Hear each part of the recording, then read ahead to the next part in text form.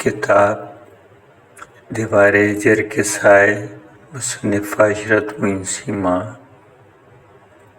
अफसाना page work art. मैं और मेरी बीवी फ़नून लतीफ़ा के दिलदादा हैं।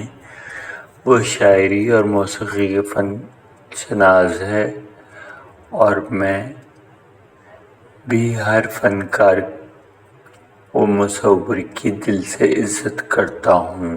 यही वजह है कि जब हमने अपना खूबसूरत मकान तामीर करवाया तो मुख्तलिफ़ फ़नकारों के शाहकार तस्वीर अपने घर की दीवारों पर रौनक बख्शी और आर्ट के नमूनों से घर को सजाया। साथ ही मेरी बेगम ने भी घर के बागीचे को दुनिया भर के खूबसूरत फूलों और पौधों से संवार कर इसे जन्नत नज़ीर बना दिया है।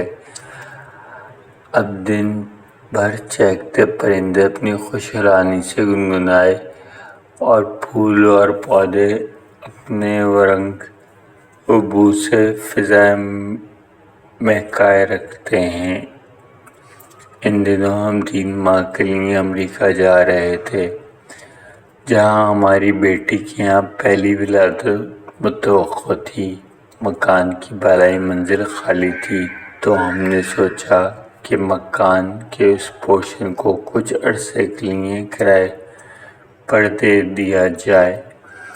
किराएदारों के मामले में मेरी बीवी की शर्त थी 1 या 2 बच्चे से ज़्यादा की फैमिली ना हो और मैं चाहता था कि मकान किसी आर्टिस्ट माइंड शख्स को दिया जाए ताकि घर की हिफाजत के साथ साथ खूबसूरती भी बहाल रहे। सुना था वो पेज वर्क आर्ट का बहुत बड़ा आर्टिस्ट है और मेरे मकान का उम्मीदवार किराएदार भी। मैं बहुत खुश था क्योंकि ये मेरी ख्वाहिश थी। मेरी तामीर किए गए खूबसूरत मकान की बालाई मंजिल का किराएदार कोई फ़नकार होता कि वो घर की खूबसूरती को मज़ीद निखार कर रखे। मैंने अपने घर की चाबियाँ उस मुसव्विर के हवाले करते हुए उसके फ़नून की बेजा तारीफ़ के पुल उस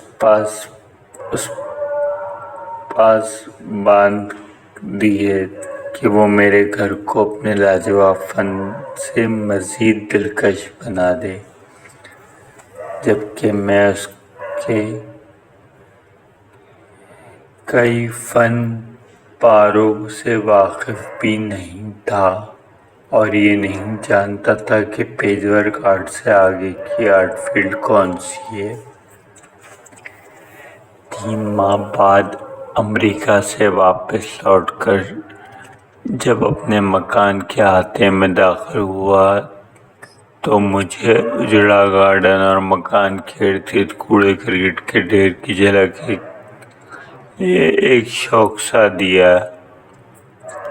मैं गुस्से से खौलता हुआ सीधा अपनी बीवी के साथ इस किराएदार की रिहायशी पोर्शन की जानिब बढ़ा और दरवाजे पर ज़ोर ज़ोर से दस्तक देने लगा। चंद लम्हों बाद वो दरवाज़ा खुला और एक शोखर रंगीन लिबास और मेकअप में लिपटी एक खातून नमीदार हुई। घर के अंदरूनी हिस्से का हाल भी कुछ कम बिगड़ा हुआ नहीं था।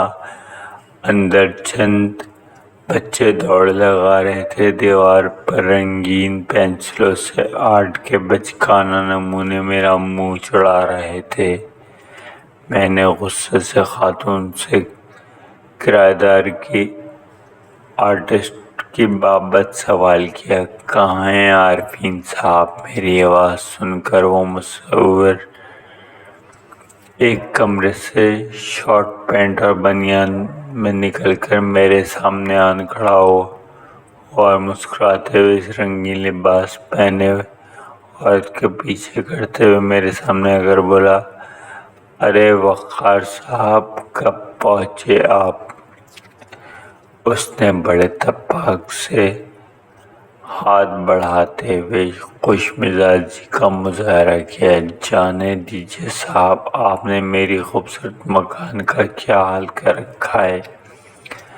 مکان لیتے ہوئے آپ نے کہا تھا آپ اکیلے ہی ہیں، پھر یہ مجموعہ کہاں سے آ گیا؟ میں نے برہمی سے گھر کے اندر اس شوخ عورت اور بچوں کی فوج کی جانب اشارہ کرتے ہوئے پوچھا۔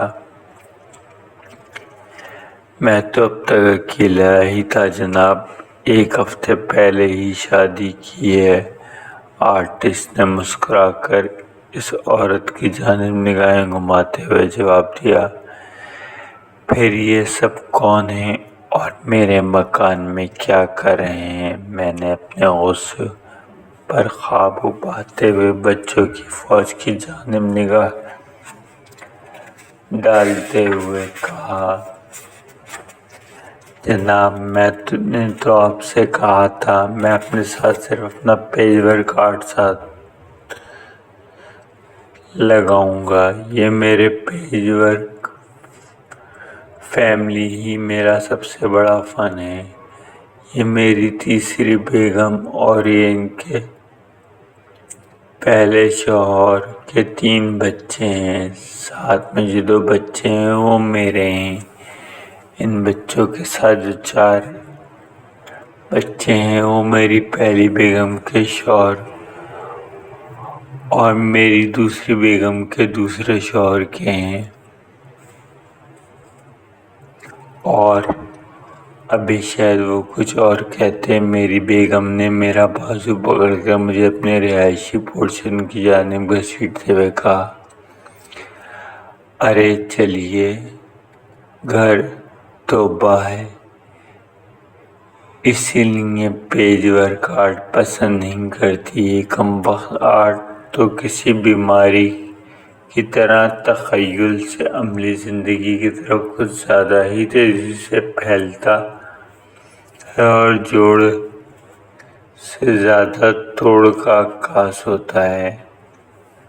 میں بیگم کی باتیں سنتا ہوا اپنے رہائشی پورشن کی طرف چلا۔ کچھ دیر بعد محسوس ہو رہا تھا کہ میرے ساتھ بالکونی سے اجڑے باغ کا منظر دیکھتے ہوئے میری بیوی کے کانوں میں بھی اداسی کے نغمے گونج رہے ہیں، اور اپنے پیارے گھر واپس آنے کے باوجود بھی فضا میں کچھ سوگواری اور بے قراری محسوس کر رہی ہے، بالکل میری طرح۔